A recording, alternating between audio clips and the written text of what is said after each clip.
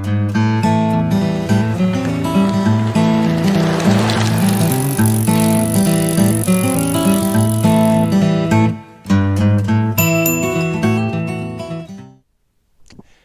up, guys? Welcome to an all-new episode of Convos on the Pedicab. I am here with InfoWars correspondent Harrison Hill Smith. You know, ever since I was a kid, I've always wanted to go on InfoWars, but instead, InfoWars is coming to me. That's right. Before we get started, just give a quick shout out to our sponsor, 10th Planet Austin, 10PATX.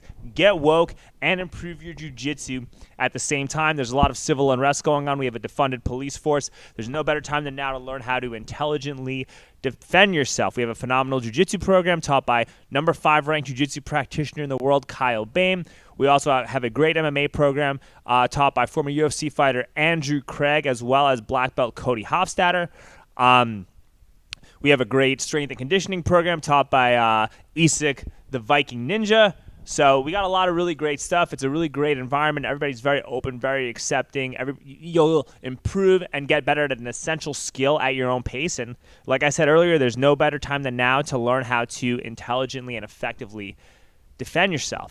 So if you're in Southeast Austin or if you're in Austin in general, we are located between I-35 and 71.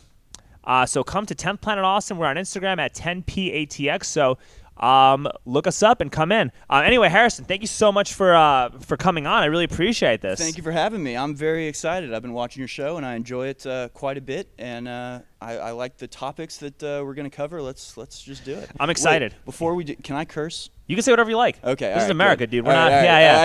I need hey, to we're in the United States of America, not in the People's Republic of America, right, Harrison? Damn straight. Damn straight, dude. So you can say whatever you like. You know, this podcast gives everybody the opportunity to be their best self, no matter where you are. My best self has a filthy mouth. Yeah, I believe you. Somebody was commenting the other day on one of the InfoWars videos, like, I like Harrison is bringing back, something, no curse words. And it's like, well, it's because we're on the radio. If you listen to me talk in normal conversation, I tend to drop a few. So you can say whatever you do. Cover that. You can say whatever you want. I want this to be unfiltered, and people of all political ideologies are always welcome to express themselves and say whatever they want. Obviously, there's going to be pushback, but I want people to present their best selves because the purpose of this podcast is to bring people together and heal the division that we're facing and not expedite division. So that's the main purpose. Good to hear. Yeah. But anyway, you work for Alex Jones. I do. So what's that like? It's fantastic. It's the best job I could ever possibly have. I was like you. I've watched Alex Jones since literally middle school. Love the dude. Just absolutely loved him. I was totally not involved in politics professionally or anything all the way up through the 2016 election. It wasn't until Trump was basically in office that I actually applied and got this job, and it's basically the first job I've ever actually had. I just did freelance videography for 10 plus years, never had a boss or anything. And this might be the only office job, if you could call it that I could actually stand having. I hate bosses. No, I can imagine. I feel like it's pretty high stress environment to work for a guy like that. It is very high stress, but not because of Alex necessarily, just because of the world that we're in and the speed that everything has to be. No, it's definitely covered. because of Alex, because he's so passionate about what he wants to do that if you're not super on point and you're not 3 steps ahead, he will lose his shit. A little bit, but and justifiably, if you're that serious and this is your own company and you have no parent company and you're doing this all on your own, no. That's totally understandable and you should. But I'm just making a statement that Yeah, that is the craziest thing. Alex's level of stress has to be 100 times higher than any normal human being, because it'll literally be during commercial breaks. It's people running in, he's making decisions about lawsuits and products that we're buying and this, and suddenly it comes back on. He's got to be back on the radio. He never stops moving. He never stops working. And so you would feel bad if you were lazy. Nobody at InfoWars is trying to do the bare minimum at their job. That would not fly as it would fly at most jobs. No, it's just and also, come in, clock in, do my thing. It's you also can't do the bare minimum because there's nowhere else you're going to go, really, if you lose your job at InfoWars. Unless it's the Blaze or some other network or something that's kind of friendly with InfoWars. But for the most part, if you work for InfoWars, you're never going to get a job on a mainstream news outlet. You're never going to want another job at a mainstream news outlet. I couldn't possibly imagine. Well, they probably pay you a lot more too, right? Who, at InfoWars? Yeah. No. They don't pay us a lot more? Yeah. No, hell no. Really? No, we get paid fine. Like, well, I'm on salary or whatever. But no, man, we're not rolling in the dough at InfoWars. Everything basically gets poured right back into the equipment, the sets, the studio, the trips that we do. I mean, we're always running on full speed. But it's a labor of love. Yeah, but I'm saying like the employee, like Alex. I feel like Alex is the type of guy that treats his employees very well. Oh yeah, no, we get get treated fantastically. I'm not complaining at all, and we get paid very well. Yes, but not. Yeah. But it's, I could probably get paid more if I were to sell my soul and go try to work at some CNN or whatever. Like, I'm sure they're just rolling in the dough. We don't have any billionaires backing us up. We're always sort of on that cusp of like, are they going to shut us down? Are they going to try to sue us into oblivion? I mean, it's insane, and it's all exactly what it looks like. And like I went into InfoWars not sure. You hear all the rumors like, oh, they're controlled opposition. They're told what to say. It's like that's so far from the truth. It's literally as free as it could possibly be. No one's ever told me what to cover, what not to cover. Don't say that. Say this. Nothing of the sort. It's literally, and I always tell this story. So I'm sure if people know me, they've heard it before. The first day I was at InfoWars, Owen was saying to Alex, he's like, oh, well, I think I'm going to say that. And Alex just goes, say whatever you want, just tell the truth. And he walks away. So like that's InfoWars. It's say whatever you want, just tell the truth. Just only tell the truth. So that's what we do. Yeah. No, I'm a fan of the show, and look, man, the watching Alex Jones, and like I started watching him like 2008. Right, and I saw The Obama Deception was my first Alex Jones movie, and I saw that right after the Zeitgeist film. And this was right after the financial crisis happened. And I also wasn't doing that well in school, and I felt a little bit lost, and I finally discovered the Zeitgeist, and I'm like, oh, I feel a lot better about my circumstances now because this is all a bunch of bullshit. Right. Because you're not fitting into an unnatural system that's meant to destroy you. Exactly. I'm not fitting into a sick, horrible, twisted society. Okay, this is fine. Like, I'm not as angry about I don't feel as bad about myself anymore. I feel angry about the world around me, right. But I feel better about myself as a result of watching that. And I kind of like had an idea as to what to expect from Obama after I saw The Obama Deception. Right. But I never thought of him as like a right-wing person because my first exposure to him was him criticizing George Bush. Yep, exactly. Same here. So it's like, well, how do you call this guy right-wing when he's criticizing Bush? And he's super against the war in Iraq, and he's against us going into Afghanistan, and he's adamantly opposed to us killing people in foreign countries for money. Like, that makes no sense. And he's opposed to the Patriot Act, and it seems like everything he was talking about is literally designed for you to have personal freedom and liberty. Like, that's the opposite of oppression, is what I felt. Right, and that's the whole point. So I never understood that. But what I don't understand about Alex is the criticism that he had of Bernie Sanders. I never understood that because, when you listen to Bernie Sanders speak, maybe not now so much, but in 2016 or 2016 and previously, a lot of what Bernie Sanders said was kind of similar to what Alex used to say. Well, they identify a lot of the same problems and same issues. And, now with, the Koch brothers are coming out and trying to get open borders. And so people are reposting this video of Bernie Sanders saying that open borders is a Koch brothers initiative to lower wages. He used to say a lot more stuff like that. And I remember before Bernie Sanders ran for president, anytime you'd ever see like videos of him being posted, it was like, he was right. It was like, okay, Walmart is paying horrible wages because they're subsidized by welfare, like that sort of stuff. Right on, totally true. The problem is his solution is socialism. His solution is the opposite of freedom. His solution will only make all of the problems he discusses 10 times worse. It's anti-freedom, and it's on the. I mean, it literally is communism light. And so, how are you going to go for that? So it's like, it's like if a doctor, can diagnose you with a problem, and maybe two different doctors diagnose you with the same problem, and they're both right, but one of them says, here's a medicine that's going to cure you, and the other one says, go jump in a cold lake. Well, the solution is not correct, even though they're both identifying the same problem. I understand, but I also always thought that Donald Trump isn't really like the best solution either, especially considering who he hired in his cabinet. Like, he hired Rick Perry to be his energy secretary. He hired his Betsy DeVos, whatever. I mean, this bitch never had a fucking job, and she's like the Secretary of Education, and like everyone on his EPA staff is like the head of oil and chemical companies. Like, these are the guys actually turning the frogs gay, who are on Donald Trump's, environmental staff. So like, there is, and then he has Pompeo and like everyone on his staff they were all globalists. So like, I don't think that Donald Trump is necessarily the solution either, and I don't really think Bernie Sanders' idea is necessarily the solution, but I think both people working together is the solution. You could maybe find some middle ground, but obviously Trump was a totally unique experience in American history, and a totally unique opportunity to try to get somebody into office that was not controlled by the parties of either side. And I've frankly been disappointed with a lot of his choices since becoming president, especially in who he chooses to trust and try to carry out his plan. But yeah, dude, you put Barr, like that guy was a CIA puppet. I know, like, I've never trusted Barr. I've never liked Barr, and I'm glad that guy's gone. But just relating it back to like what you were saying about Alex Jones, like in Austin, Alex Jones before 2016, it all changed in 2016, right? Because he supported Trump, because Trump represented this uncontrolled, not tied into the system, not he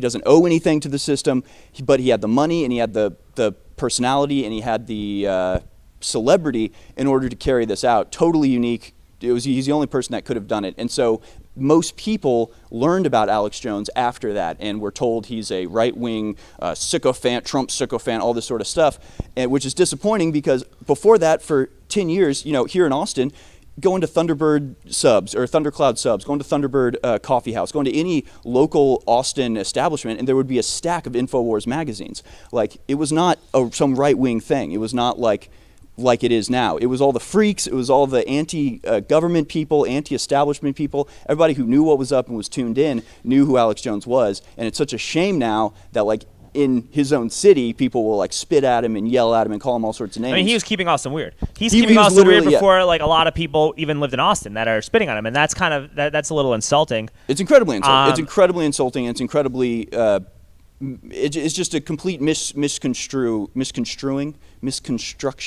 It's just totally wrong, is what I'm trying to say here. It's just utterly wrong the way that he's been portrayed as like a right-wing fascist person. He's literally the opposite of that. He's the libertarian 100%, and he's really hasn't changed his core beliefs.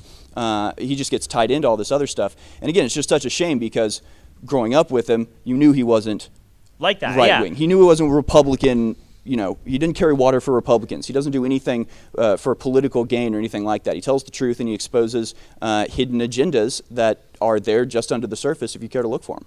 Yeah, and I mean, listen, there was a whole controversy about Mackenzie Kelly, about everything, right? About Jimmy Flanagan, that loser, that fucking loser. Hey, hold on. Sorry, excuse me. No, it's fine. I mean, he lost. No, I get it. And I understand like the perspective, like hatred, bigotry, racism, xenophobia, all of that stuff is horrible. Yeah, all of that stuff is horrible, oppressive, and inhumane. But you know what? So are human-animal hybrid chimeras, Harrison. Like, no, it's total bullshit. And for people that don't know the story, basically, I made an ad for Mackenzie Kelly, totally independently, by the way, and we like specifically. I saw her speak at an RNC event. I was like, that lady's really cool. Went up and talked to her.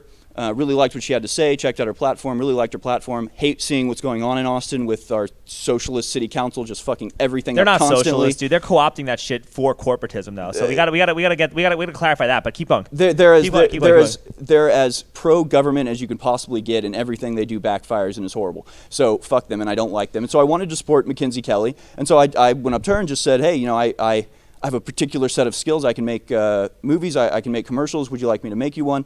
We, explicitly made it where it's like we're not going to use InfoWars equipment. We're not going to. I'm not associated. This has nothing to do with InfoWars. I'm not doing it on InfoWars time. This was a personal thing. I saw a city council candidate that I really liked and wanted to help, so I donated my time to make her her advertisement for her, which I didn't help write. I didn't help dictate what the content was going to be. I literally was just cameraman and editor getting her message out there. And so then this press release comes out from Jimmy Flanagan where he's like this racist, anti-Semite, bigot. What did he say? He said his toxic rage targets blacks and he's a homophobe and all this sort of shit, which I'm none of those things, so it's total bullshit, total lies. You do like to say some reckless shit on Twitter, though. Oh, absolutely. Yeah, you do. Yeah. You do say some reckless shit on Twitter. For sure. And somebody who looks at your Twitter page or see you goes on a rant might get that impression because you like to get a little excited on social media sometimes.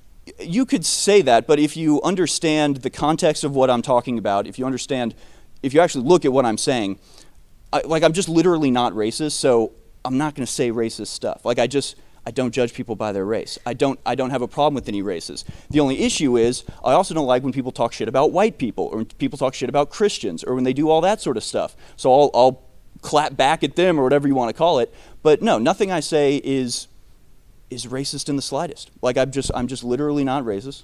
So there it is. I got a question. We have a question Oh, from we the got a audience. question from the audience. I got a question for you. So, how did Flanagan find out that you were the one that made the video? Because I know they pulled those docs. Yeah, they pulled. Yeah, They had to have been looking for your name. yeah. I guess they must have been looking for my name. So somebody must have leaked your name to them. I don't know. It's a good question. Yeah, apparently I was listed as like H. Smith on her. She had to put out a campaign finance thing where I was like, $400 in-kind donation from H. Smith. And so then I guess they cross-referenced voter rolls is what they said. That's what the Austin Chronicle said, because the Austin Chronicle also wrote an article, which was hilarious because it was literally just copy and paste Jimmy Flanagan's press release as well as the ADL profile on me that's also trying to tell people that I'm all sorts of horrible things. Yeah, that's pretty bad. You know what the problem? My problem with the city council is, and you're like calling them socialists and all this stuff, right? Yeah. And I think they co-opt people like Bernie Sanders' platforms and talking points to perpetuate corporatism. Like, if you had it is corporatism. I mean, exactly, it's corporatism. But I read articles about Bernie Sanders when he was the mayor of Burlington, Vermont, and people in Burlington when he, Right. when he was the mayor of Burlington, Vermont, they loved him. And the same people that voted for Bernie Sanders when he got elected mayor were like the same people who also voted for Reagan. Yeah, I guess. No, but I mean that's a fact. That's a fact. And I think there's got to be like a clarification of that. And then apparently small businesses did really well when he was mayor, and people were happy. Like, things were affordable. There was a balance between developers and small businesses and homeowners. From what I've heard and what I've read, I could be wrong. I felt as though he actually did a good job representing his city while he was mayor. The problem with our city, though, is they like to co-opt what he says, and they like to say, hey, we're socialists, we're super left, we're super progressive. And then everything they do with Code Next, with building the rail, with shutting down small businesses, with these real estate companies buying up a bunch of property while they tell people to stay home, they're doing the opposite of what someone like Bernie Sanders wants to do. Like, if Bernie Sanders in 2008 were to see what Steve Adler and our city council were doing, he would be disgusted with them. See, that's a misconception because... Does that make sense? That's my perspective. It makes sense, but it's a misconception because the reality is, if you are a socialist and you want the government to do as much as possible, and you want to do all these different programs and stuff, you need tax revenue. If you can maximize, Code Next is all about maximizing tax revenue. Yeah, I agree with that. Yeah, it's all about destroy. So it's completely consistent with the socialist belief. There's nothing inconsistent with you have a neighborhood, a historic neighborhood full of beautiful homes, white picket fences, trees. That is not conducive to maximizing your tax revenue from that area. What you're going to want to do is destroy all those houses, destroy all those trees, put up a massive apartment building where you can cram 18 units on a single house, where now you have 18 tax revenue streams coming in where originally you had one. So it's completely consistent with the socialist belief. Socialists just don't understand what it means when you want to tax everybody to hell and have all these massive programs. It's entirely consistent that we have all of these ass ugly, just disgusting fucking apartment buildings everywhere that are just totally cultureless, totally humanless. I mean, they're just awful, and they're going up literally everywhere. And it's because it maximizes tax revenue, it maximizes whatever revenue you can get. It goes to they want to spend the least amount of money, so they go to the lowest bidder who's got all the ins and gets all the contracts in. I mean, that's what you need if you're going to want to have all these programs. You need to maximize tax revenue in that way. And you also need people who are going to be dependent on you. And so you have some really ugly apartments in a really beautiful part of town. You want to destroy a bunch of historical homes to put it there. And they say, hey, we'll do this. Hey, but we're gonna have 10 apartments set aside for low-income, subsidized apartments in here.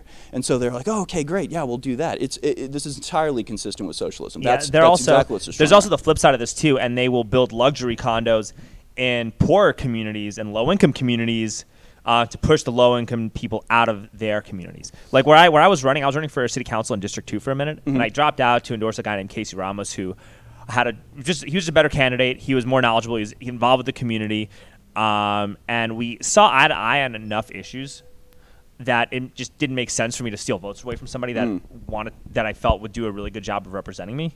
But the problem with District 2 and the problem with these District 1 and some of the lower income, like Black and Hispanic areas, is that they are demolishing the single family homes in those areas where people have lived there for generations and replacing them with condos, or they're upzoning it and replacing it with condos. So it's not just like, hey, you're putting a housing project in a in a really nice neighborhood. You're putting luxury condos and working class neighborhoods, and you're driving working class Black and Hispanic people outside, like away from Austin, so that you can get more tax revenue from developers and from people who work in tech that live in these luxury condos. So there are two sides of this. Oh, but that is the socialist program. You take somebody who's like worked and built their own home and paid their taxes and have private property. You take that private property away so you can put some sort of corporate thing on top, so you can make programs for the person whose house you've just driven. 100%. I'm agreeing with you. I'm just saying that there's two sides of this, and it's not just about like there's got to be two sides, and it's not just about we're putting projects or low income areas like houses in nice neighborhoods. Like this is hurting like poor people, and this is hurting poor and working class people who've owned their own homes for generations. Like, and that's another concern, and that's got to be addressed just as much, if not more so, than that. And it's like when you're co-opting far left ideology, talking about reducing income inequality, but then you want to demolish somebody's house, like. Fuck you, man. Like, you are full of shit. Think about it this way. Think about the Prop A with the train tracks wherever it's going to go. I don't even know where. We just passed it, right? 25% tax increase for it's a $7 billion project. $7 billion. Yeah, it's a $7 billion project. But isn't it actually just a $4 billion project? They allocated $4 billion for the project, and then $3 billion for programs to prevent the gentrification that the $4 billion project would cause. That's literally in the text of the bill. So how does that make sense? It doesn't. It's because socialism is retarded. So I'm sorry, I shouldn't. No, you say what you. All right. But this is the concept, right? When in reality, what's the only thing that would cause a family that's been there for generations to have to pack up and leave? Is it that the next door neighbor builds a bigger house? That might they might not like that, but that's not going to affect them. If anything, their revenue will come up. The only thing that drives them out is taxes. So how about this? How about if you want to prevent gentrification, do a tax freeze where taxes don't raise for a particular neighborhood for 10 years? Or do rent to own. Oh, but I want people to own.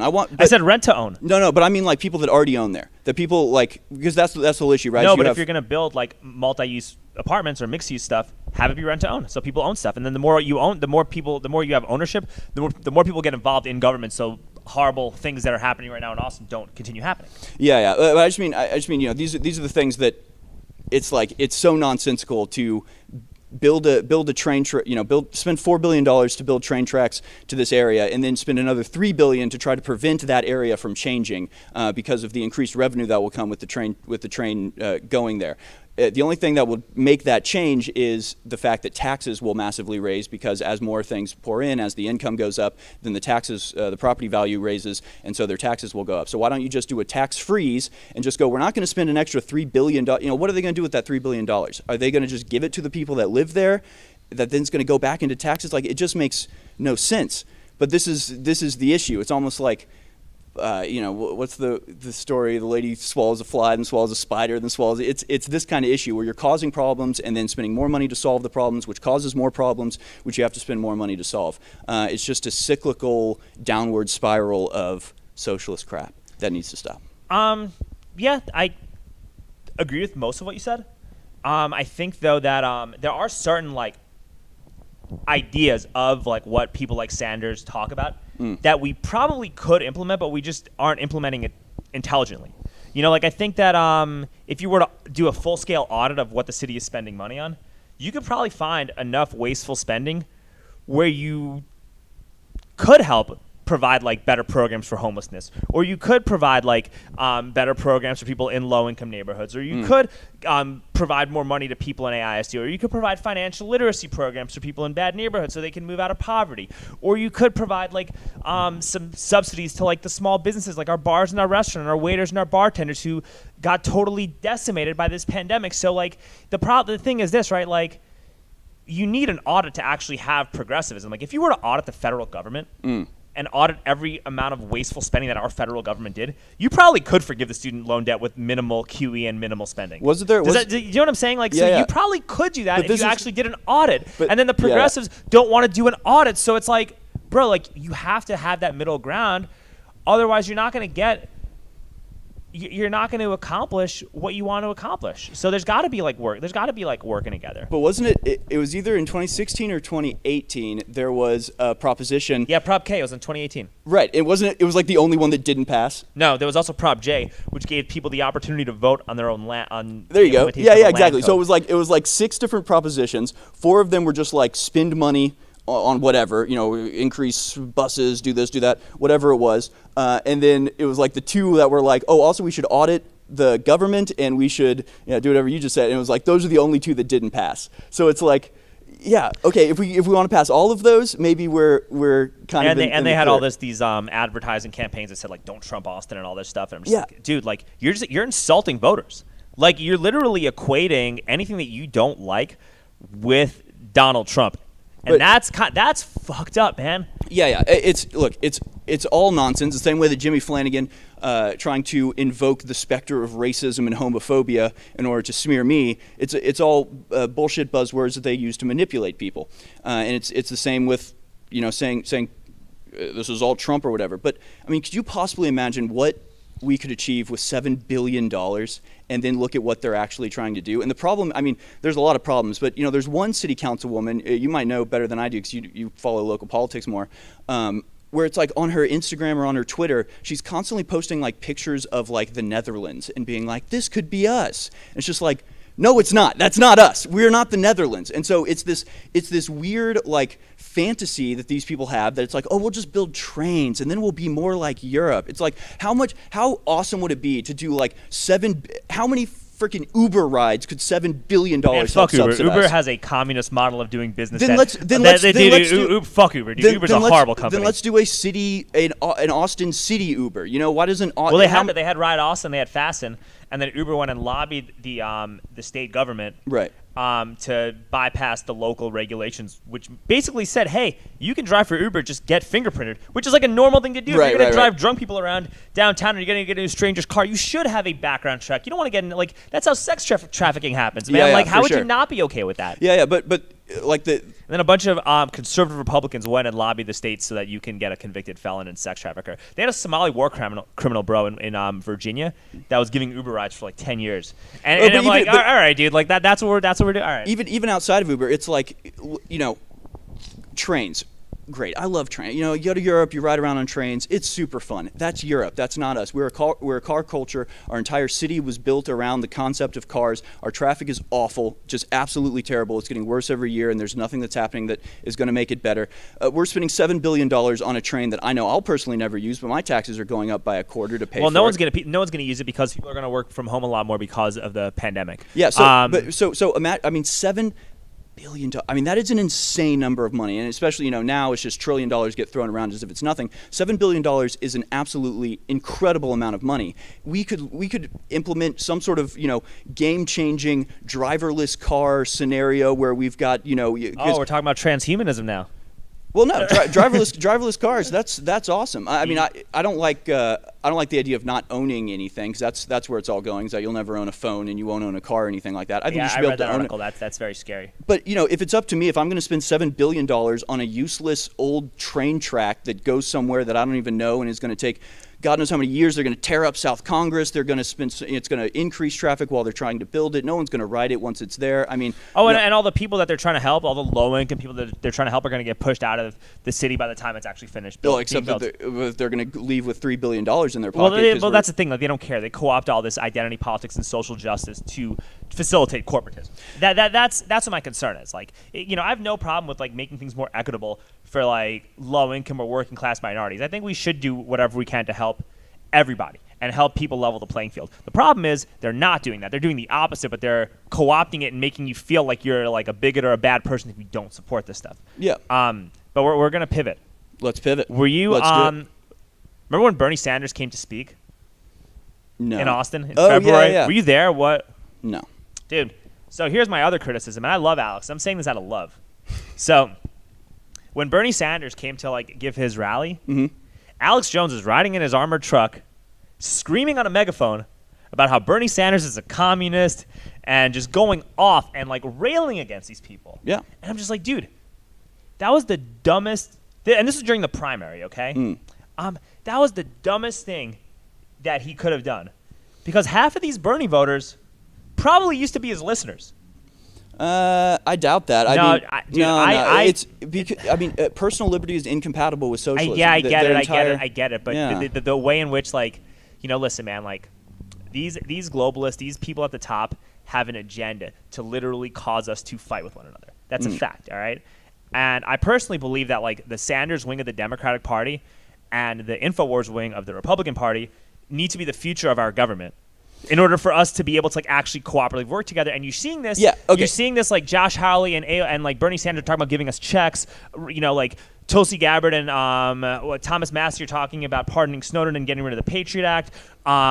You're talking like Josh, like there's another Matt Gaetz and like Ro Connor, some other like super left wing politician is talking about getting us out of like Afghanistan and Iraq. Like you're seeing it, and people aren't talking about it. So I do think that like the super like the real leftists and like the real conservatives have so much more in common than people make it out. That like there's got to be the best way to fight this stuff is to like promote cooperatization and promote like a middle ground.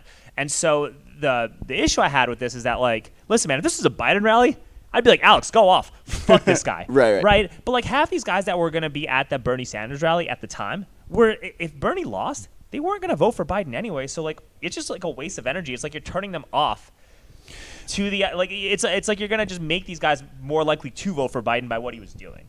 That's how I felt, man. Okay, that's fine, but I think the specter of socialism that we are now under, the fact that like socialism is not like a dirty word anymore. I mean, back in the day, it was like socialist was equivalent to being called a communist. Like you wouldn't be caught dead being called that.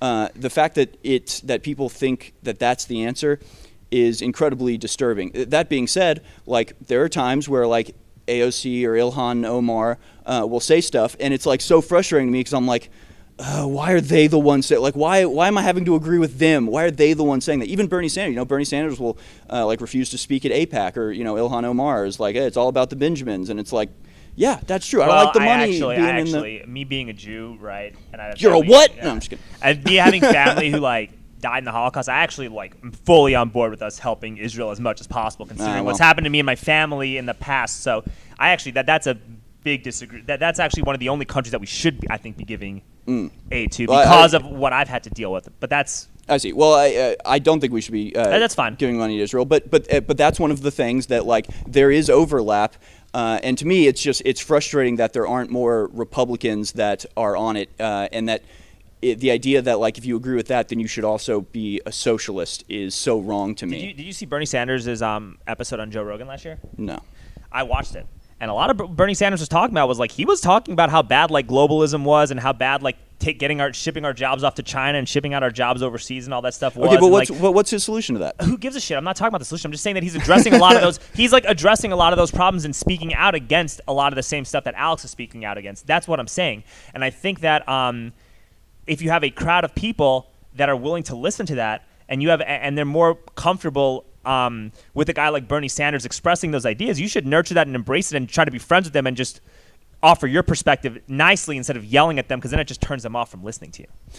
Yeah, I get that. And that's my take. That's my perspective on that. Yeah, and I may have had the same sort of criticism where it's the same thing where it's like, not my style. I mean, my style isn't to go yell at people or bullhorn people. I don't do that.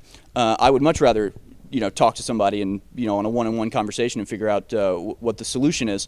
So I get how that would be a criticism. On the other side, though, I love that there is somebody out there that's willing to either go bullhorn like Davos and the Bilderberg Group and yell like, great. We are not for sale. But that's what I'm saying. Bulldoze those guys. Like Bernie Sanders back in the day would say this, would be agreeing with Alex and the Bilderberg Group and about Davos and all that stuff. But then why is every major corporation pushing socialism? Why is it the Great Reset with every fucking Amazon and Nike? Why is Apple lobbying to? So I mean, free trade is not good. What's happening in China is not good. That's fully being supported by our corporations. It's I'm fully agree. The TPP. I mean, all this sort of crap. I mean, the entire concept of AOC and Bernie Sanders. There was an article about that Glenn Greenwald wrote about Bernie too, actually, recently, and he said that like Bernie Sanders used to say a lot of this same stuff that Alex said until he stopped, and like right now in 2020, he stopped. He's fully he stopped. So now it changes the game because it's not.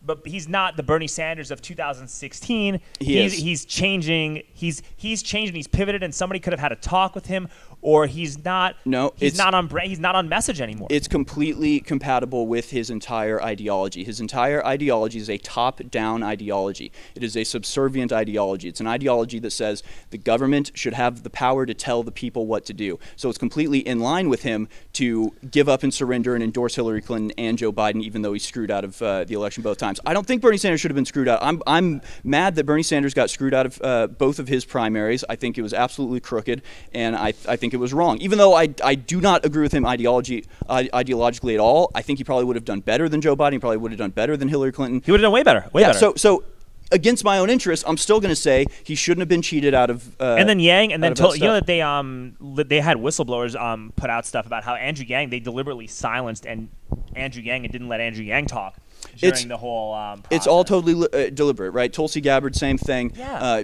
Pete Buttigieg, and they all dropped out even though they were. At the same time that Elizabeth Warren stayed in during Super Tuesday because she got a bunch of dark money from like Silicon Valley. Like all of that stuff is all controlled. It's all horrible, controlled, bro. But like, that is socialism. That's what happens under socialism. So it's completely compatible with Bernie Sanders to go, well, if it's what the people above me want, then I guess I'm going to go with it because I'm a good little socialist. So it's completely in line with the socialist ideology to have a top-down concept of what you should be doing. But that's what confused me too, though. It's like if you're talking about a guy who the globalists really hate and don't want to see succeed, Bernie Sanders is that guy way more than Donald Trump after what happened in 2016 and then when you saw what happened in 2020. No, the same thing happened to Donald Trump. He just didn't give in, and he actually overwhelmed the system trying to cheat him out of it. The same thing happened to Ron Paul. I mean, Ron Paul is as opposite. Ron Paul got screwed over, exactly, but he's not the same as Bernie Sanders. He's completely opposite of Bernie Sanders. Now, Bernie Sanders might, I don't think that a lot of the I doubt that Amazon liked the fact that they weren't allowed to go into New York. Like, I'm sure there's a little bit of overlap, and I'm sure they don't like the idea that they'll actually be taxed. But here's the thing. The people that have all the money, the actual billionaires, do not pay taxes because they keep all their money on offshore reserves. They keep all their money on offshore banks. It's all off the books. It's all in charities or non-governmental organizations. They give it all away, so they get massive tax breaks. They end up getting money back from it. They have these foundations like the Bill and Melinda Gates Foundation. Bill Gates has made more money since he started his foundation than he did when he was CEO of Microsoft. Yeah, absolutely. And so they are not scared of taxes going up. Taxes go up. It hits the middle class. It hits the small businesses. I mean, just look at what's happened over during the pandemic. Small businesses absolutely cratering, absolutely collapsing, stock market at all-time highs. That is a severe disconnect. Were you buying stock when... Absolutely not. I've never bought stock a day really? in my life. No. God, no.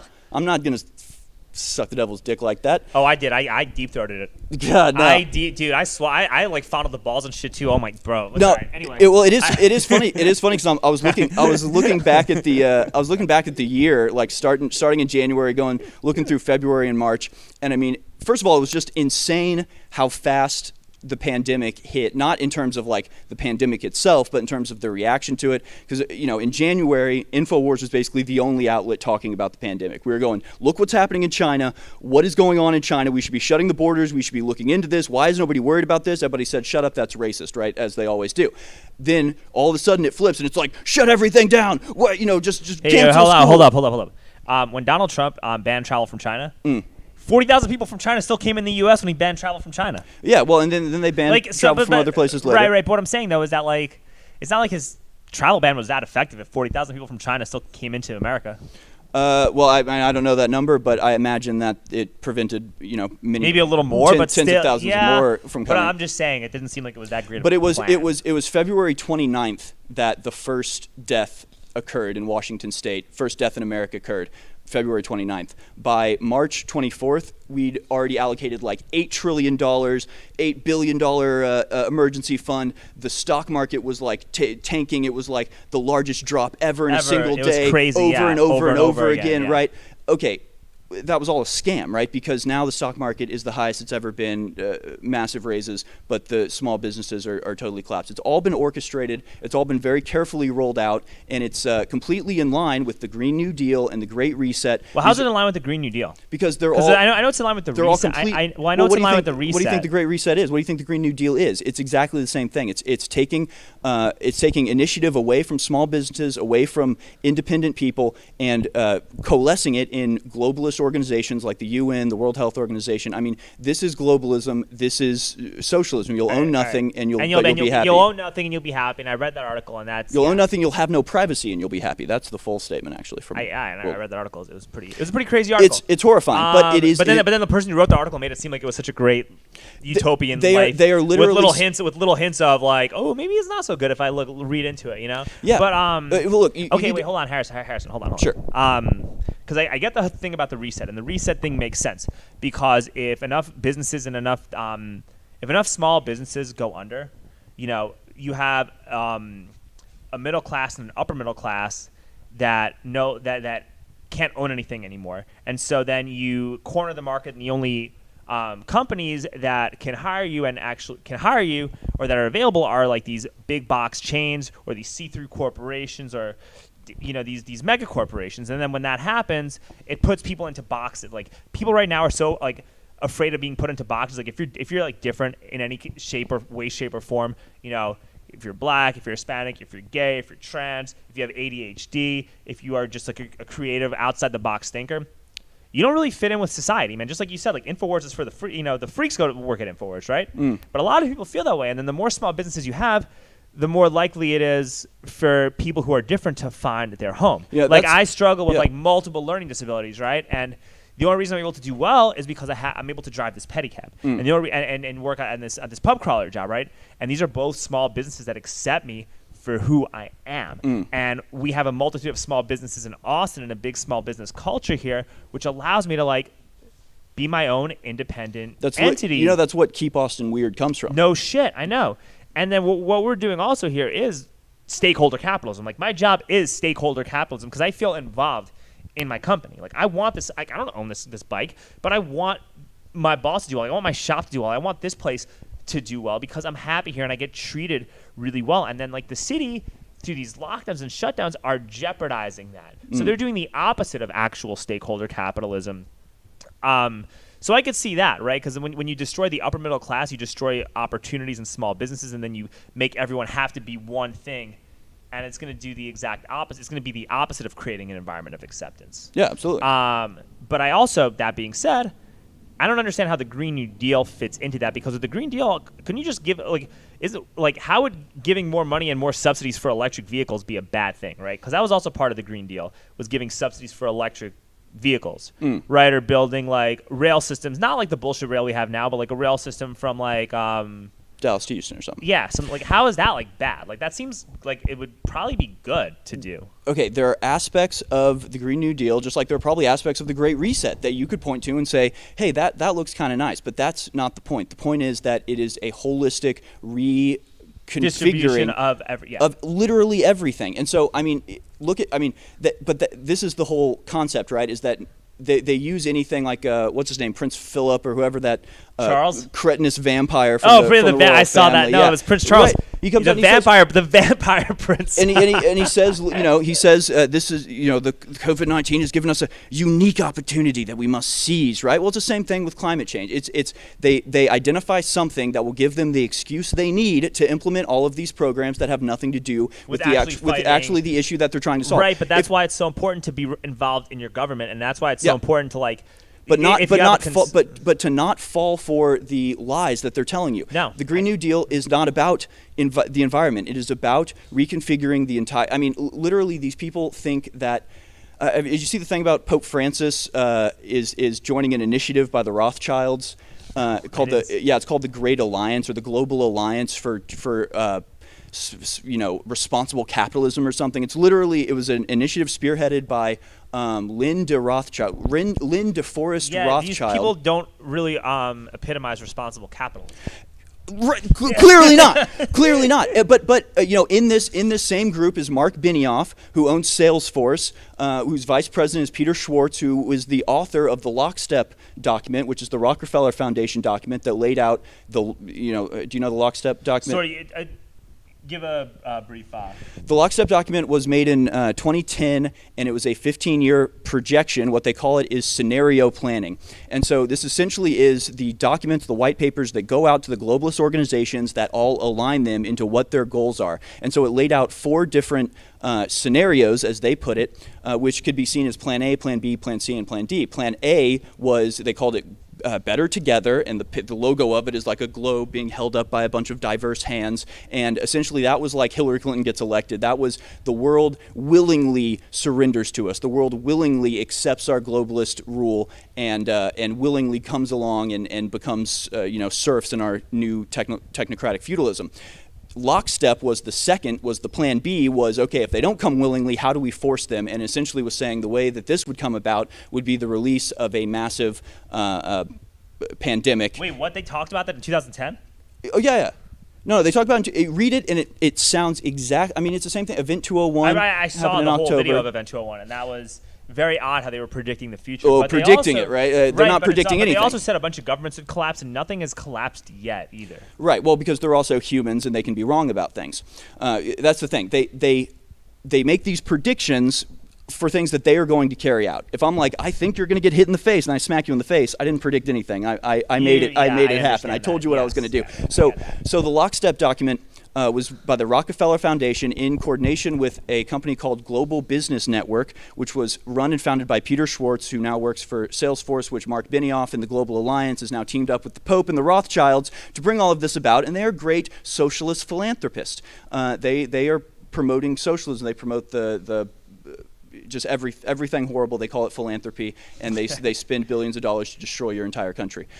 So they're all tied in together, and it's all BS. They tell you that they're going to save the earth. You just have to surrender totally to them. Also, humans are pointless and useless and need to be gotten rid of. You know, in the same way that like Amazon's internal documents leaked that said the more diversity we have on our sales force, the less likely it is that they're going to unionize. So it's better for us. So they have that in their own documents saying, you know, in our corporate system, we were going to promote diversity because it prevents unions and keeps our wages low. It's the same thing that they're doing on a national level. Well, it's like Joe Biden's cabinet. It's, you know what I mean? It's like it's all identity politics to make it seem like he's a progressive when he's not. Yeah, it's all despicable. Now, if you wanted to actually, like, I am an environmentalist. I love nature. It infuriates me to see the Amazon being destroyed and the oceans being polluted. What about the Permian Highway pipeline?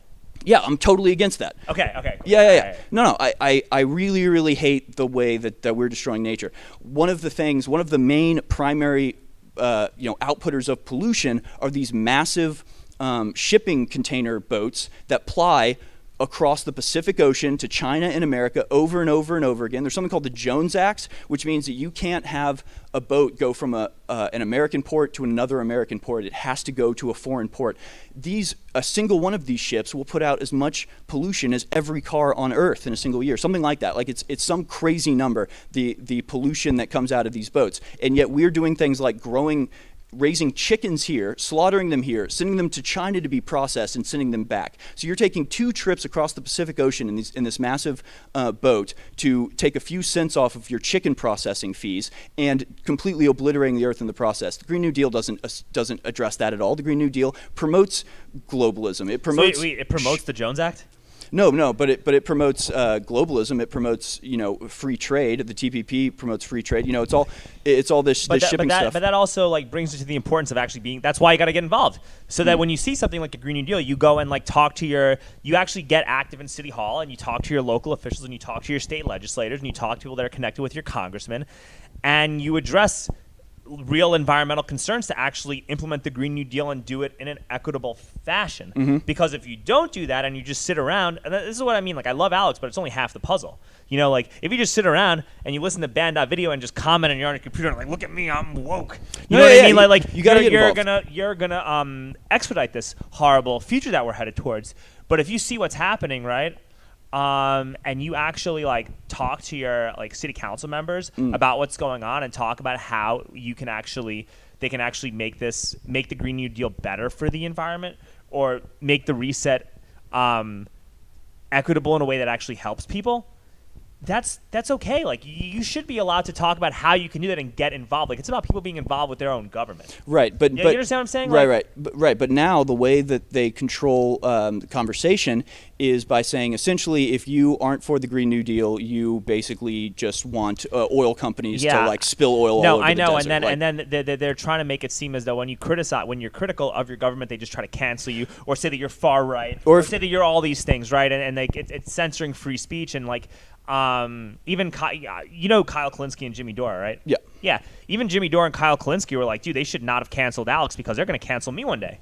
Yeah. Well, like they said that. They shouldn't have canceled Alex because it's wrong to cancel Alex. Yeah. Well, I know, free but speech is valuable. Yeah. No shit. I agree with you. Like, you're preaching to the choir, but I'm saying that those guys, like these super leftist, left-wing journalists, right, agree with you. They're like, dude, we should not be canceling people because they're going to cancel me one day, and that's what happens when you start canceling people. You eventually go down a slope where you cancel anybody who disagrees with what you want to do. Yeah, and so if I'm trying to talk to people about how we can make the Green New Deal more equitable for people, I shouldn't get canceled for that. And then that creates a slope of people being canceled. Does that make sense? Yes. But it's the same across all of these issues where you have same thing with like race issues. If you are against the idea that we just need to like pour money into whatever the newest program is that claims to be wanting to help minorities, or if you don't want to like defund the police, then you are a racist. And it's controlling the dichotomy. It's controlling both sides of the coin, which is it's just wrong. There is nuance there that can be had. So yeah, I kind of, there is nuance. But when I ran, I like had a whole platform for police reform, right? About saying, hey man, like I don't know that we should have defunded the police in this manner because we could have been, at least if we had given that money to the small businesses that got wrecked from the pandemic, I don't think anybody would have really complained about that because we already spend way too much money on policing anyway. Well, we do. Like, we already spend a lot. And I love our law enforcement, but we spend like 70% of our budget or some shit like that, like on public safety. We spend $400 million on public safety. If you do an audit, you could probably like reallocate some of those unnecessary spending and put it towards better programs. And if they had like put that money towards the small businesses and towards people in the service industry, they wouldn't have even I don't think the backlash would have even been that bad, especially considering that we live in Austin. Does that make sense? It does. Defund the police is kind of the perfect example, or like the Black Lives Matter movement. It's kind of the perfect example. If you were to look back 10 years ago and see who was talking about police brutality, who was talking about police violence, it was people like Alex Jones. It was people like Infowars. It was people like myself who were going, look, this is why the police are becoming more militarized. This is why it's bad. This is how we can stop it. There was a growing and really vocal movement that was pointing out how terrible things were going and how it had a lot to do with the war on terror and surplus military equipment, and you had to take certain training in order to, and it was, the training had to do with it was very aggressive, shoot first, ask questions later. It was all that sort of stuff. If you were to if the movement was to stick on that, to actually identify what the problems were and how to fix them, I would have no problem with Black Lives Matter and all this sort of stuff. The problem is it suddenly becomes, no, it's racism. And so it suddenly becomes a racist thing. And suddenly if you don't agree with their solutions, then you're racist. And it causes more division. It's also a bunch of corporations that are co-opting a phrase in order to create complicity to corporatism. Like that's what's happening. But I mean, like, there are a lot of concerns that do need to be addressed for black people, right? And like a big concern, my big concern, right? And I'm just some white guy, I don't know shit, right? But it's wealth. There's like a 17%, like black people overall, like from a generational standpoint, only earn like 17% of the generational wealth that white people earn, and like stock market participation is like 50% less. And if you don't fix this issue, you're going to get an entire group of people who feel extremely disenfranchised with the United States. And eventually, when you like that rage that we saw like the first week of June, if that boils over and continues boiling over, we're not going to have a country. So like, it's in our best interest to fix some of these wealth issues so that we can have a more cohesive actual United States. Like, that is important, man. And like, when it comes to like police reform, like, we got to address police reform, dude. Like, and one of the things me and Casey talked about were the fact that like cops should have personal liability insurance, and Brazilian Jiu-Jitsu training should be mandatory. They should all be forced to get EMT certifications, like firefighters and paramedics, before they like before they like get hired, and you got to train consistently. And I think that like if you can address other solutions and address them well, I don't think people are going to call you names. Like I was addressing like a lot of meaningful like creative solutions for what I think we should do with our problems, and nobody said anything bad about me at all when I was doing that. So I'm just want to put that out there just so that there's. But they will call you that if you say that Black Lives Matter is not the solution or Black Lives Matter isn't correct. Or you say the Green New Deal is socialist bullcrap. They'll be like, oh, you're just in the you're being paid by oil companies, something ridiculous. Yeah. But okay.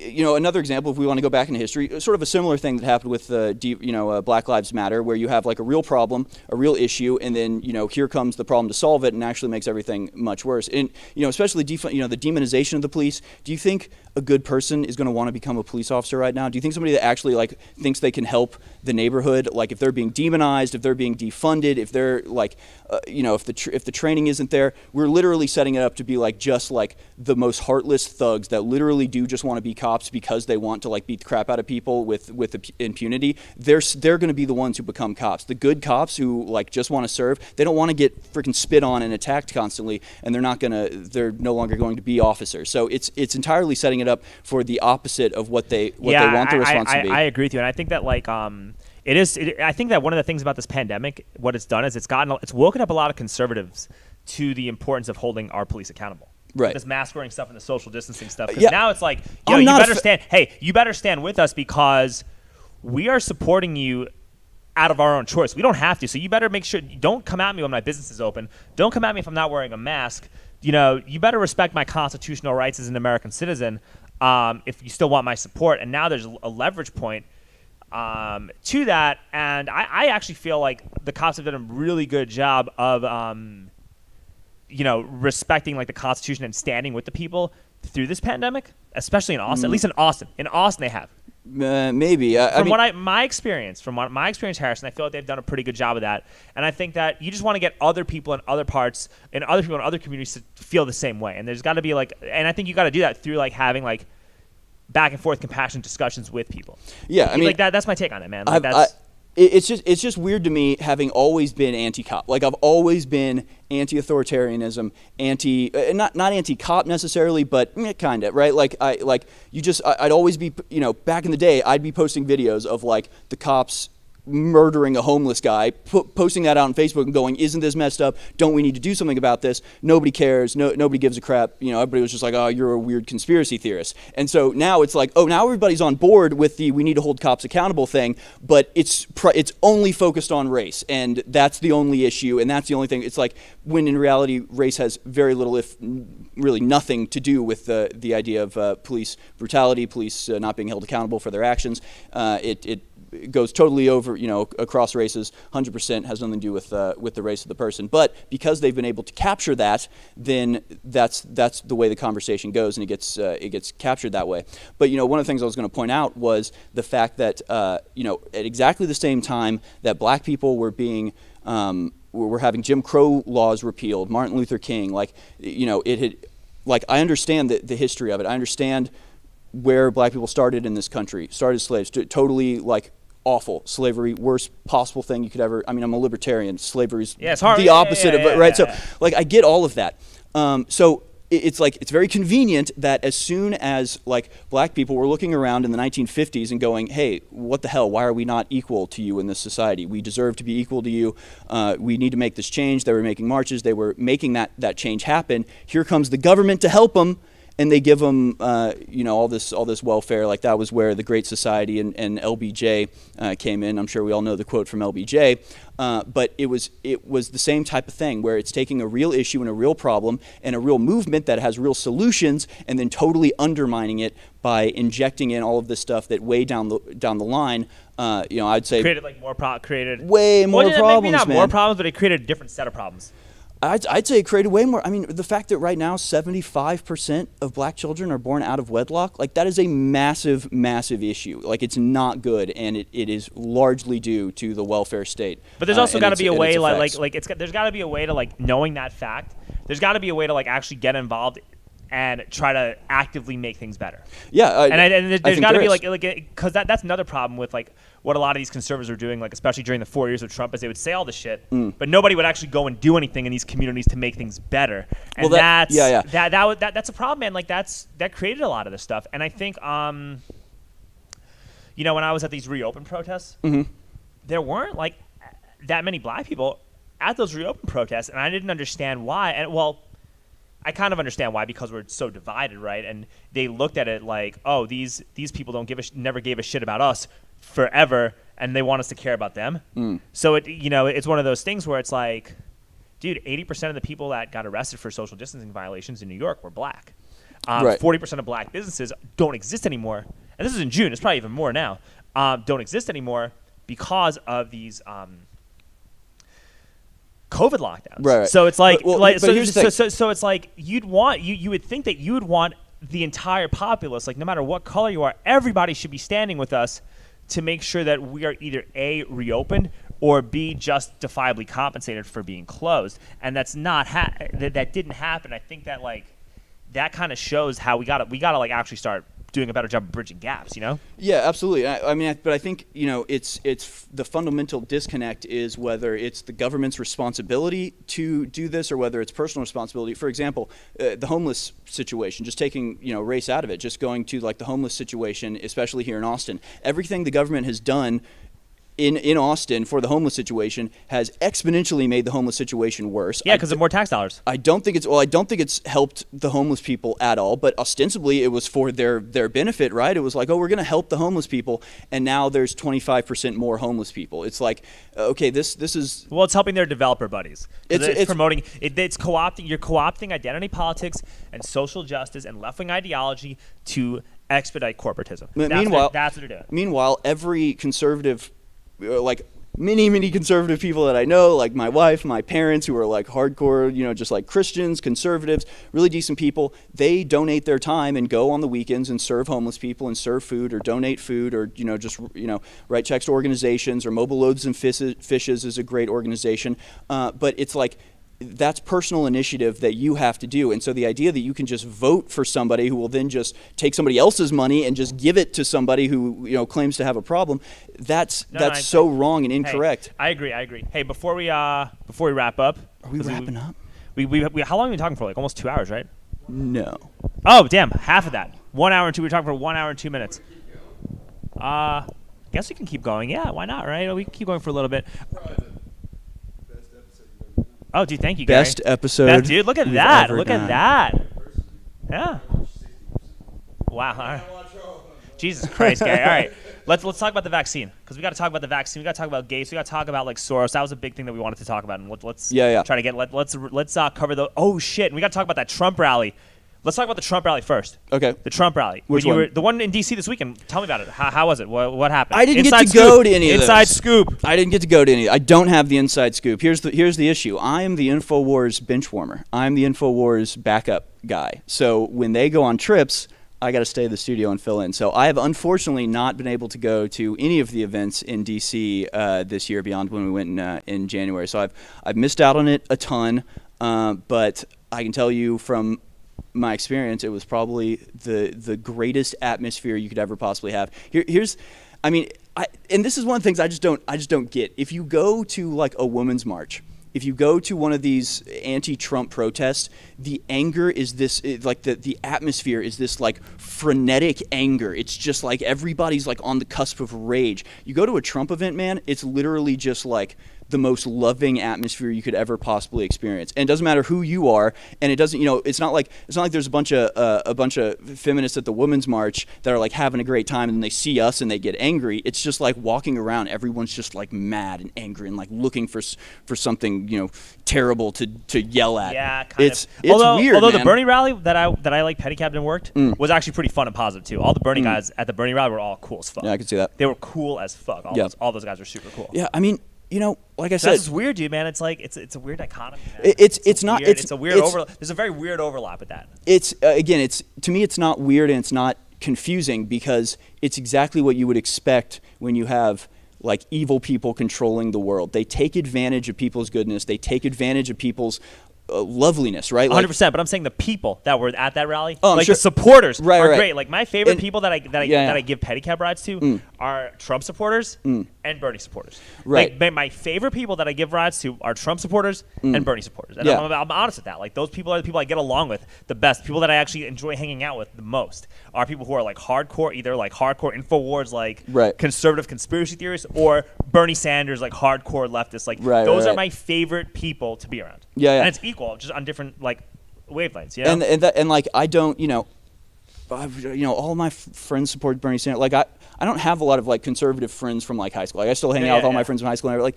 they're all Bernie Sanders supporters. They're all socialists, and like so like these people are probably very great people. And to me, the big issue is that you have a system that takes people's goodness and takes advantage of it and denies them the information they need to know that they're being taken advantage of. And so while you may not think it's particularly attractive to have Alex Jones out there yelling at these people, I understand the frustration, because it's like, you idiot, you're good people, you want to help people, and here you are trying to sell yourself. You're trying to become a slave. You're trying to enslave others. You're trying to force people to your will. He should have wicked. offered them free InfoWars supplements. That would have I think that video would have been hilarious. Yeah, and yeah, I just handing messaged things out for free. Pat on Instagram about that, and he's like, "Yeah, dude, I agree with you. He probably should have they could have That's taken funny. a different approach." I'm like, "You should have just literally offered them Turbo Force." Yeah, yeah. You know what I mean? Super male vitality. Like, hey guys, want some InfoWars supplements? It'll help you become better at leftist organizing. Yeah, yeah, which it that'd be actually good. will Go make throw them it out. better at all that stuff. It's not a joke. Yeah, But it's it's just so funny. Like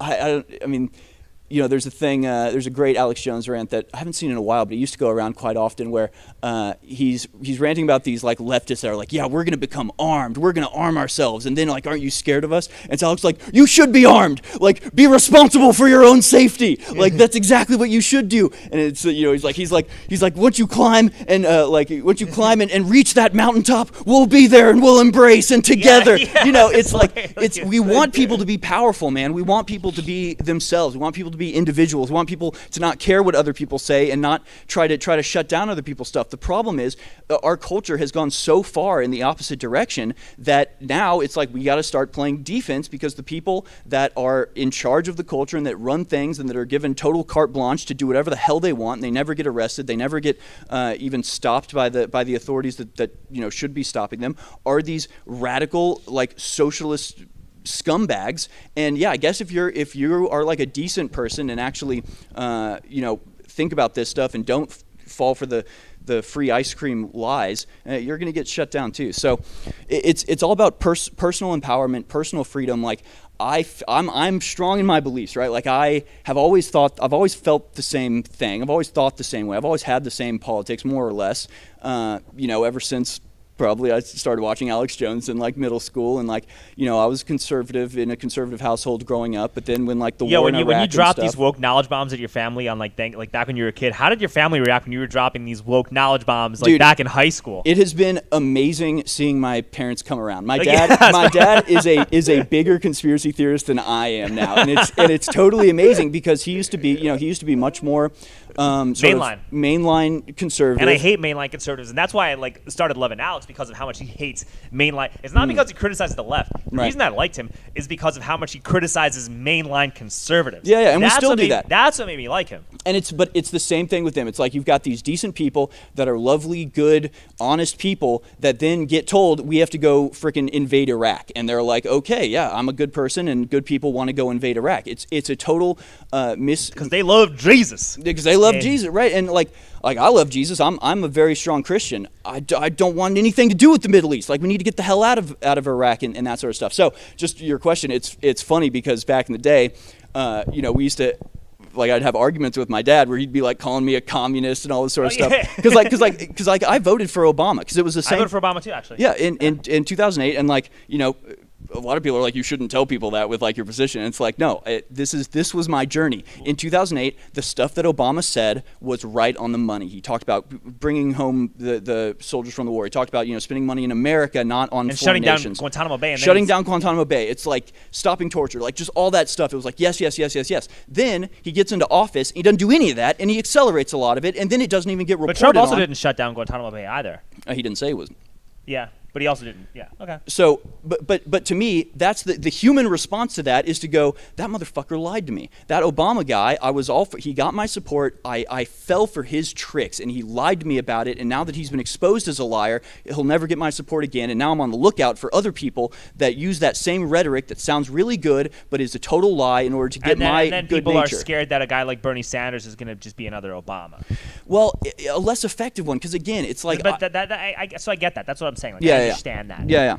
But you know, a lot of people voted for Obama because of what he said in 2008, and then when he didn't fulfill any of that and didn't try to and was completely opposite and bailed out Wall Street, they're still Obama people. And Hey, it's do you like, know what is that? wrong Do you know with that you? in the Obama deception, when Obama signed that letter to bail out Wall Street, there was a video clip of Bernie Sanders in Alex Jones's movie looking at Barack Obama with absolute disgust. Right. It was in the Obama deception. Bernie Sanders was right next to Obama looking at him with disgust. And this was in Alex Jones's movie. Well, yeah, and same thing. When he talks about open borders being a Koch brothers initiative in order to lower wages in America, that's exactly right. He doesn't say that anymore. Now he's all about globalism. Now he has succumbed to the top-down mentality that he himself espouses, and it's a fundamental disconnect between the correct solutions and identifying the right problems. He's very good at identifying the right problems. His solutions only exacerbate all of those issues. Yeah. And I kind of got upset, too, when I saw the video of, like, Alex confronting him at the airport. And I'm like, dude, why didn't you just talk to him? Like, if I were Bernie Sanders, I'd go talk to him and be like, well, we agree with you on X, Y, Z. This is, or if Alex said something that was wrong, you should have just corrected him. Yeah, I mean, that's what I'm saying. But I don't know. okay, so why do you think you guys get so much like hate and backlash in terms of how you guys do journalism? Because literally, it's because Alex is right. It's because he is correct. Sort of.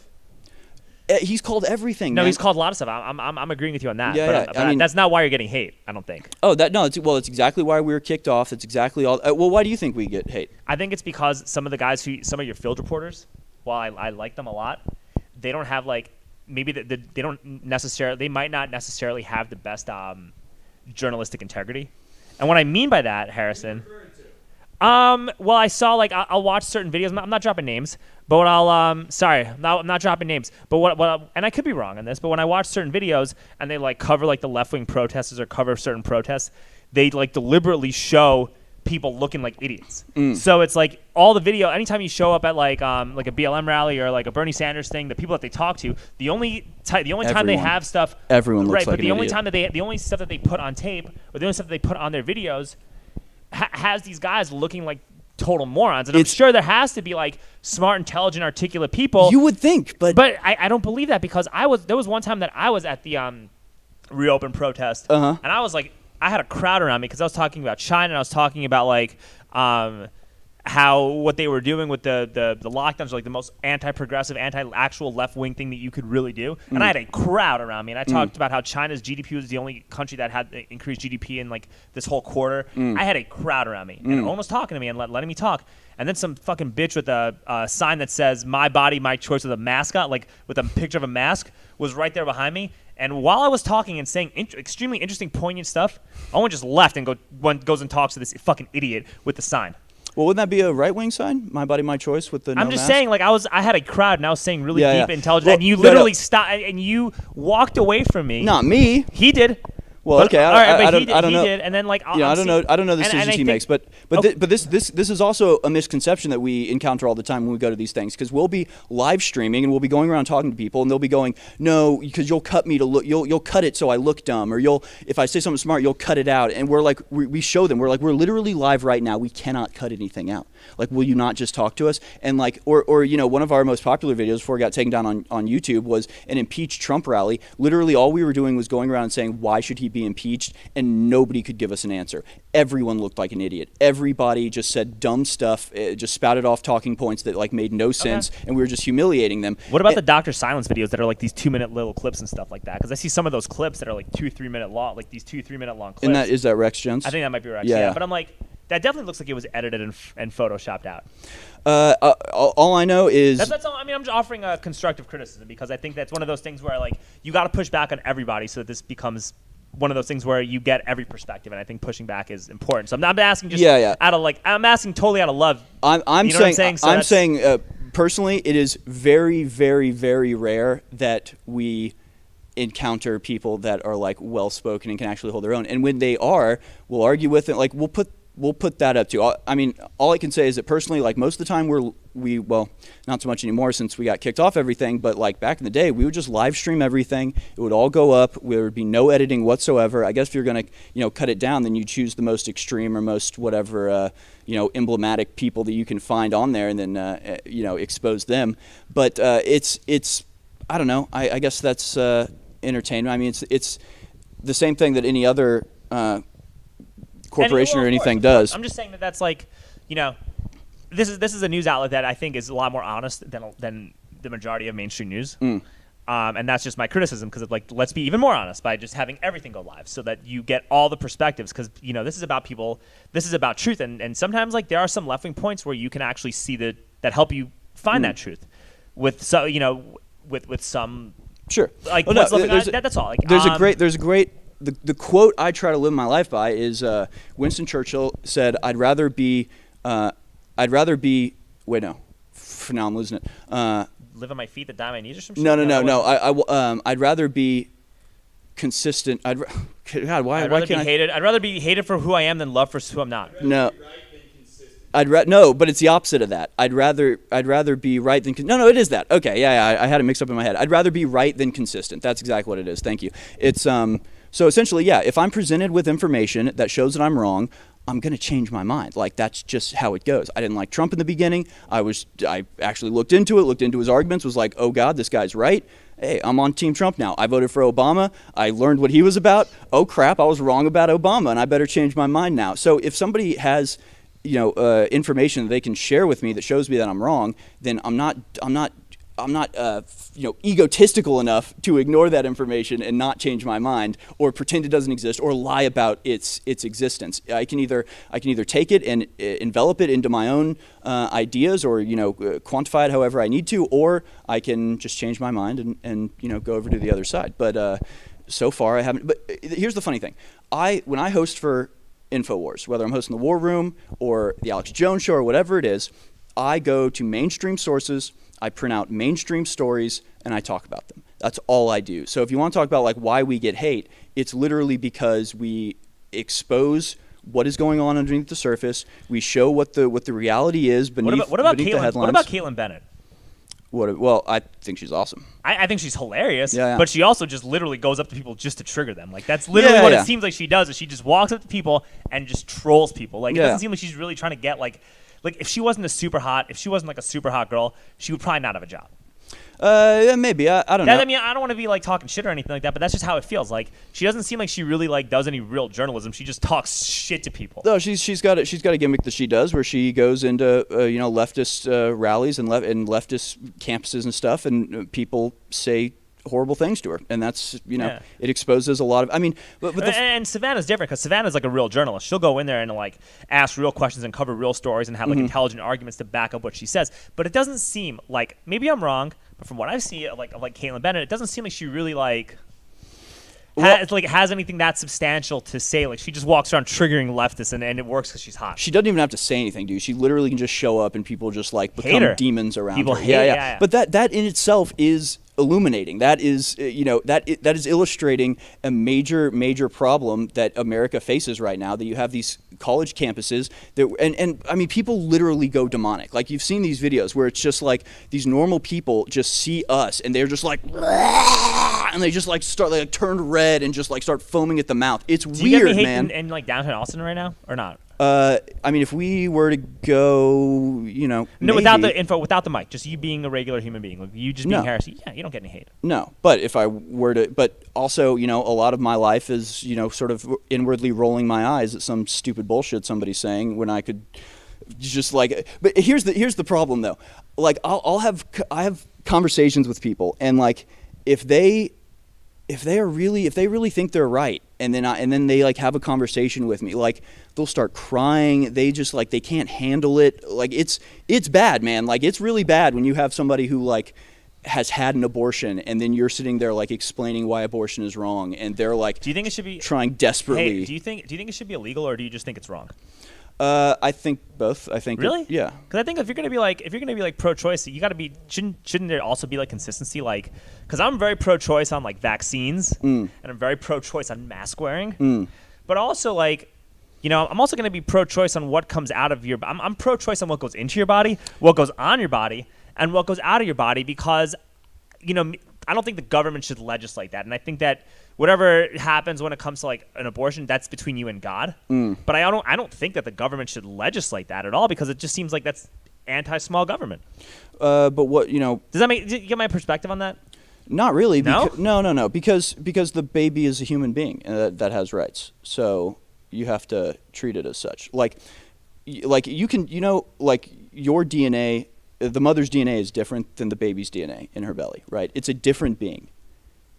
Right, but then somebody could also say, just to flip this argument around, they could say, because you're not vaccinated, you're risking hurting my child or killing my child because you're not wearing a mask or some shit like that. Like, they could be doing, they could flip that same argument back onto you, though. Well, but then you could take that to any extreme. But then you could say when you're driving a car, you might hit me, so you're not allowed to drive cars. But then this like fuels divisive rhetoric, and when people are literally arguing with each other, you just create more tyranny. No, it's not. It's not. Do you know what, like, it's not tyrannical. It's not tyrannical to protect the lives of children, whether they're born or unborn. Yeah, I agree. I understand that, Yeah. but I'm saying that like that just me that my opinion. It might just be the one topic where it might be okay to just concede on that one topic, because we got bigger battles that we got to fight. I just disagree. I mean, you know, if you ask me whether I think abortion is wrong or should be illegal, I say yes, it's wrong, and yes, it should be illegal, because I believe that the baby is a living being with its own DNA, with its own, biological signature that is unique and unlike any other beings in the world. And whether it's inside a woman's belly or outside, it still has rights, and the government is there to protect our most vulnerable, of which they are. And you know, again, it's like, now, where are we? Now they're literally talking about keeping the baby comfortable as you let it die after it's been born. Yeah, well, that's bad. I disagree with that. That's well, and I think like the super late term stuff is really bad too, unless like unless it's going to be like a stillborn, or there's some like other horrible stuff that could possibly happen. What was I going to say? We got to do a better job of making it easier to adopt too. And sure. we don't present like good alternatives. And then like also it costs like $20,000 to like or more, you know, or in that ballpark potentially to give birth to the kid. And what if you're like super poor and you made a bad decision when you were like 15, 16 years old and you can't afford to have the baby? Like, they should subsidize your childbirth if you're going to want to not have an abortion. Like, they got to incentivize. They got to do a better job of actually incentivizing people to like. You know what? If you want a government program that incentivizes childbirth and incentivizes taking care of your child, I'm all for that. Okay, cool. Let's have big government freaking give women cribs and diapers, and I'm all for that. I'm 100% in favor of, you know, like the Finnish model, where like in Finland, you know, you get that box that just has like everything you need as a new mother. I'm all for that. Like, I want to increase that. I don't think you should have to pay for childbirth at all. Well, I mean, yeah, whatever. Especially under that circumstance, like if you're willing to like bypass like having an abortion or something like that. They should make it a lot easier for you to be able to adopt, and they should pay for your childbirth. If you make that decision, like there has to be that there has to be a way to like make people voluntarily less likely to do that. That's all. Yeah, I mean, to me, it's a holistic issue of the decline of the family, the decline of personal responsibility. To me, abortion is replacing the burden of responsibility with the convenience of murder. It's just not. It's not good.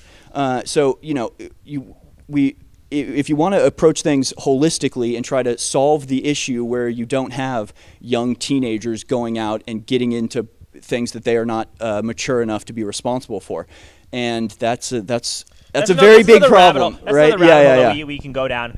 We'll agree to disagree on this. I think that there's got to be a middle when it comes to this stuff. Everybody needs to talk about everybody needs to approach topics with the attempt of coming to a like appropriate middle ground. Yeah, I think that's what I think we should do. Well, and also, I have hope that we can sort of flip things, because again, I was anti-Trump. I had to learn about Trump. I had to learn about I was I was pro open borders. I thought open borders was a great thing. I changed my mind. Are we getting the signal? We're getting like the 5-minute signal. So last 5 minutes. What's Sure. up with you talked about this on your show about how the population projections through 2025. Yeah. I want you to explain that. Where you found that information about how we're going to be 70%. You said we're going to have a 70% decrease in our population by 2025? Oh, I think that was a. I don't exactly remember what that was. That was not my projection. That was a study. Probably like a great. Oh yeah, what was that? It was. See, here's the problem. I am not good at details. I was explaining this before the show. I'm not good at I'm not good at remembering like individual like studies or individual like even names of people. All I know is that the globalists in charge want nothing more than a 70% reduction in population. No, I believe that. And I believe that was like I believe that was like something like a Rockefeller, projection. I want or something. I wanted to see like some real concrete data on that, because I could see something like that possibly happening. I could see like another virus or a few more viruses getting released where something could potentially happen, and I could possibly, I don't know too much about the vaccine, but I've read some like NCIB or whatever, NCBI studies where it can mess with the placenta and it could like possibly create infertility in women and whatnot. And for sure, yeah.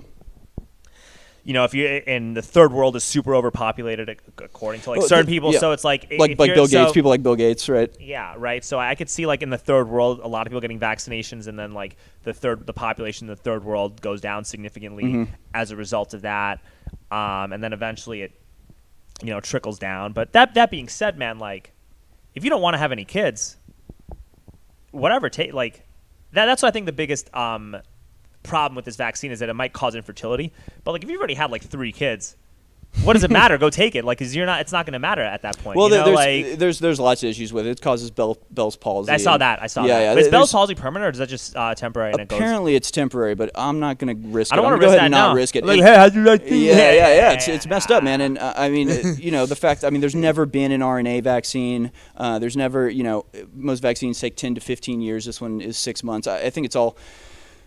It's all very scary and worrying, especially when you have people like Bill Gates go and give TED Talks where he's talking about overpopulation is the #1 problem, and then he's pushing the vaccine. He's going to be the one that saves us. It's very weird. But to me, the biggest issue with like the infertility or anything like that. So I never made this realization, so I started looking into Jonestown.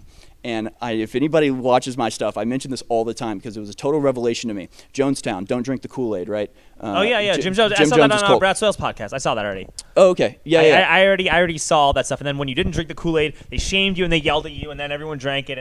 And that's the same thing that's happening with the vaccine, that potentially with all that stuff. And you gotta be brave and be your own man. And but right now what we have is like a population in the United States, especially the white people in the United States, are going around going, I am not going to have kids. I want my race to end. Where do you hear that shit from? Oh my God, all over the place, dude. I mean, I hear that here and there, but I think like people if you look for stuff like that all the time, you hear more when you look for that. Young people, there are some people for one person to say that is terrifying. Yeah, right? they should be in a mental institution. I have some peers that have said that the world is overpopulated and all that shit. But all right, before we wrap up, Operation Lockstep, I want the overview, because I interrupted you when you talked about them. That's pretty interesting. You gotta educate the viewers, Harrison, before we go. Operation Lockstep, document called Scenario Planning for a Technological Future or something like that. It's just a document that lays out exactly how the New World Order comes in, and it lays out what their priorities are, and they have an A, B, C, and D plan, and basically the D plan is what they see as they've totally lost control and it's awful, and essentially what that means is that it's all decentralized. It's small businesses, it's even small things like power plants. Like power plants are everywhere rather than one big one, supplying everybody. It's all about control. Essentially, the long story short, it's all about control, and the globalists want control. That's why they don't go after China, because China's totally controlled. Well, no, because China also creates the model for how they want the rest of the world to live. But only because of control. They pollute more. They're more racist. China is basically anti everything that the globalists and the socialists say that they love, but they don't get any crap. In fact, they're the model of the future for one reason. It's because of control. To like not what they did in Nazi Germany too, where like a bunch of corporations get all the wealth and everything gets centralized to these big mega corporations. That's globalism. Yeah. That's globalism.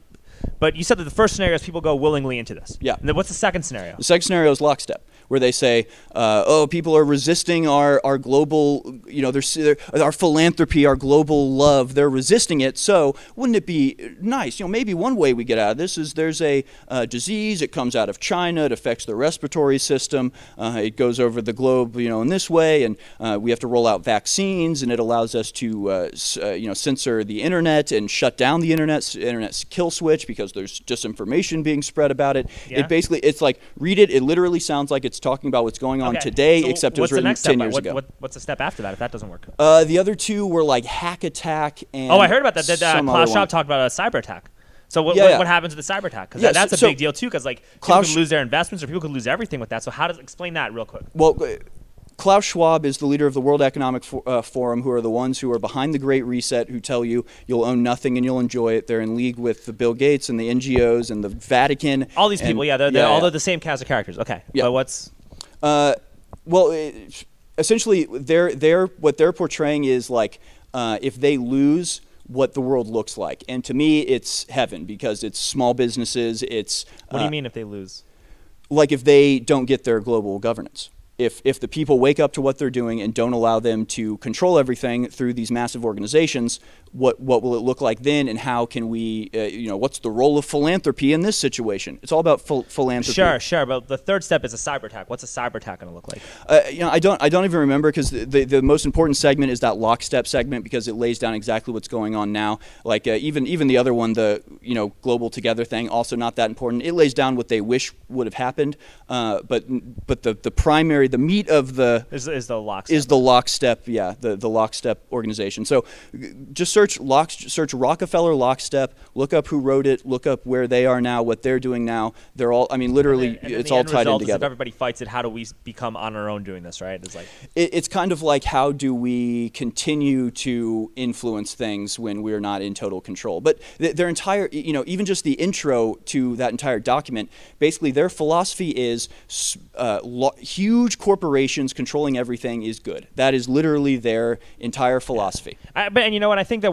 people are starting to wake up. They're turning a corner, and I think the biggest way to turn a corner is through cultivating an environment of togetherness. Yeah, that's what I think. I think it's about cultivating an environment of togetherness, and it's a genuine environment of togetherness where you talk to everybody and you establish personal connections and you become an empathetic human being, and you you try to see things how other people see them, and you listen with an open mind. I think that's the best way to do this. To fight, and I think that the best way to fight this globalism is to act locally and be involved in your community. Yes, very true. That being said, man, we're about to wrap up.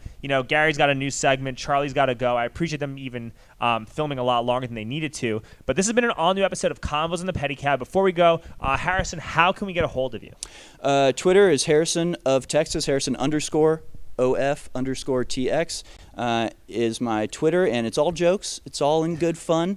I'm very edgy on Twitter, but and nothing that you say is back. meant to be taken seriously in any capacity. Yeah, not really. Yeah, kinda. Yeah, we'll see. But but no, it should come. I mean, here's the thing. I literally don't hate anybody. I literally love everybody of all races. I don't love diversity. I love harmony. I love different people working together and being on the same level. And this is my whole thing, right? Diversity for its own sake, not necessarily a good thing. I don't want diversity that's a cacophony. I don't want a symphony where everybody's trying to play their own song and ignoring everybody else. But we also don't want conformity. We also don't want everybody marching to we don't want just a room full of trumpets all playing the same note. That's no, boring. you don't want that either. You've got to have different people putting their own mix on things, but you've all got to be sort of in the same beat and on the same exactly. note. You don't want a world full of all Trump supporters either. That'd be horrible. No, yeah. You want diversity. You want diversity. I love gay people. I love Jews. I love blacks. I love Jews, motherfucker. What? I honestly do. And so it's like, I don't know. I guess some people out there pretend that they do, but in reality they say stuff behind the scenes. I'm not like that, so I'm also not worried about trying to portray myself as somebody that's not I like everybody. that. If you have the same interests as me, and you're somebody that can offer value and help me grow as a human, I love you. If you're just a good person and you're decent and respectable and honorable and responsible, I love you. There's not a racist bone in my body. There's more diversity at InfoWars than there ever was on Jimmy Flanagan's There anti-racism is. staff. That being said, we're wrapping up. This has been an all-new episode of Convos in the Pedicab. Thank you, everybody, for tuning in.